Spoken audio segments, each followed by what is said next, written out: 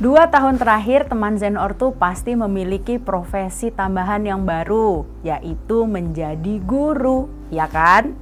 Nah, selama menjadi guru 2 tahun terakhir ini mungkin banyak sekali pertanyaan yang muncul.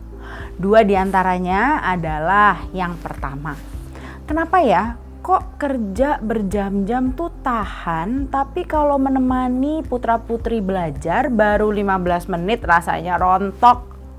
Lalu yang kedua, ketika putra-putri ada PR, seberapa banyak sih kita tuh harus membantu?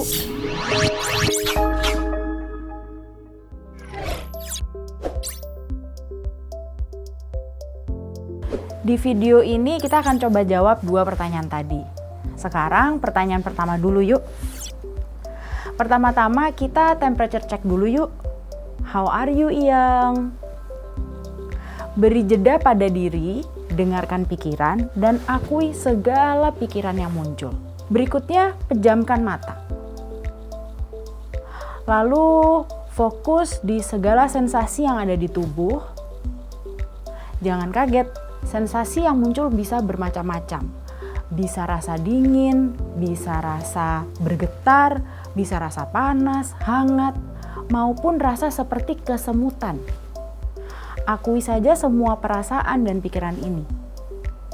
Hal ini penting untuk memastikan kita bisa fokus ke diri sendiri dulu, menyayangi diri sendiri dulu, baru menemani putra dan putri untuk belajar. Kita cek sekitar dulu yuk. Posisi duduk udah nyaman belum ya? Jangan-jangan kesemutan. Yang kedua, ruangannya tenang atau bising? Ruangan yang bising mempersulit fokus, dan kalau sulit fokus tentu akan mudah lelah, baik si putra-putri maupun Zen Ortu. Lalu yang terakhir, suhu ruangannya sudah pas atau belum? Jangan sampai menggigil kedinginan, tapi juga jangan sampai kipas-kipas karena kepanasan. Kita coba jawab pertanyaan yang kedua. Ketika putra-putri punya PR, seberapa banyak teman Zen Ortu harus membantu? Kita kenali dulu yuk berbagai topi peran orang tua ketika membantu putra-putri untuk mengerjakan PR. Yang pertama adalah sumber pengetahuan. Ini peran yang paling populer ya. Jadi putra atau putrinya bertanya, lalu ayah bundanya menjawab. Jadi jawabannya diberikan oleh ayah bundanya. Namun jangan salah, masih ada 4 peran lagi selain sumber pengetahuan, yaitu sahabat, penantang, motivator, dan manajer. Contohnya, ketika putra-putri sedang merasa gagal atau sedih atau lelah, jadilah sahabat bagi putra-putri teman Zen Ortu. Bangun rasa empati, lalu validasi perasaan putra-putri teman Zen Ortu. Namanya juga orang belajar, boleh dong kalau sesekali bosan. Kalau putra-putri teman Zen Ortu sedang mengalami yang namanya kebosanan, gak apa-apa. Beri mereka tantangan dengan soal latihan lebih sulit atau kemas pembelajaran dalam bentuk permainan. Ini dia yang dinamakan penantang. Sesekali pembelajar pasti mengalami putus asa. Mungkin putra-putri teman Zen Ortu nilainya tidak seperti yang diharapkan. Atau bahkan ada konflik dengan teman sebaya. Ingat selalu validasi dulu perasaan mereka. Oh gitu ya dek, capek ya? Duh pasti adek sedih banget ya. Sekarang coba lagi yuk sama bunda.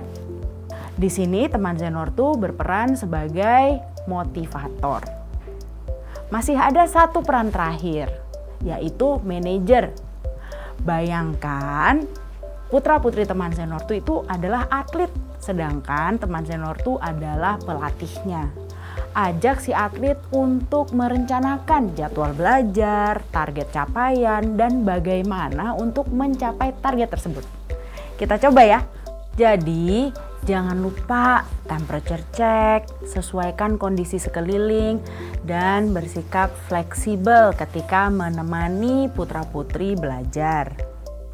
Menemani atau mendampingi tidak harus dengan ikut campur, tapi bisa juga dengan mundur dan tunggu, memberi kesempatan putra-putri untuk bisa melakukannya sendiri dan mandiri. Juga nggak perlu khawatir kalau putra-putri itu seneng main gadget. Kenapa? Karena teman Zen Ortu tetap bisa mendampingi pembelajaran dengan mengemasnya dalam metode gamifikasi seperti di Zenius Land. Zenius Land adalah program belajar terintegrasi antara video cerita dengan soal latihan.